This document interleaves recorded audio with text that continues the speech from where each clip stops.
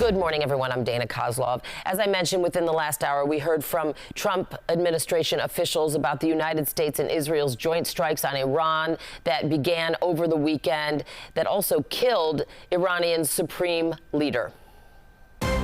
We didn't start this war, but under President Trump, we are finishing it.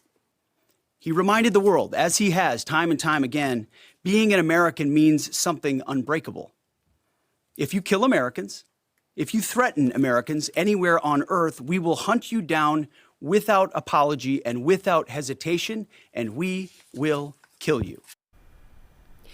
Defense Secretary Pete Hegseth and the chairman of the Joint Chiefs of Staff, General Dan Kane, spoke at the Pentagon this morning. Both took questions as well. Now, Hegseth accused Iran of refusing to negotiate a nuclear deal with the U.S. The defense secretary says the country is also mourning the 4 U.S. service members that have been killed in action in Iran thus far. But Hegseth rejected criticism of the operation as the beginning of another endless war in the Middle East. CBS correspondent Bradley Blackburn has been tracking all of this, starting with what happened over the weekend, including this morning's special reports and updates. Bradley, thank you so much for joining us. I know that we just wrapped a news conference with both Secretary Hegseth and General Dan Kane. What is your, if I may, what is your overall takeaway from what you heard within the last 45 minutes? Well, Dana, we got a lot of details about this Operation Epic Fury that is now in its 57th hour since launching over the weekend. We learned some new things, including that there were 100 aircraft involved in this operation, targeting more than 1,000 different targets. And among those aircraft, there were B-2 bombers that traveled from the United States, and they were hitting underground targets in Iran. What was interesting here is that while this attack has played out over the last 57 hours, it will continue for any length of time. The military is not specifying that. They were asked repeatedly what the timeline could look like. President Trump himself over the weekend said that strikes could continue for 3 to 4 weeks. But the Defense Secretary Pete Hegseth said that that may not, in fact, be a firm deadline. He would not commit to anything and said that giving a timeline would tip the hat to the enemy here.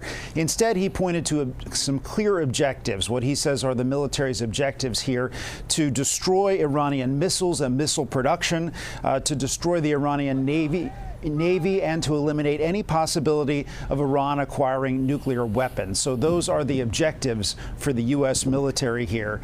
And we also know that the chairman of the Joint Chiefs of Staff did say that this effort involved months and in some cases even years of planning to get to this point. So this was not something that occurred.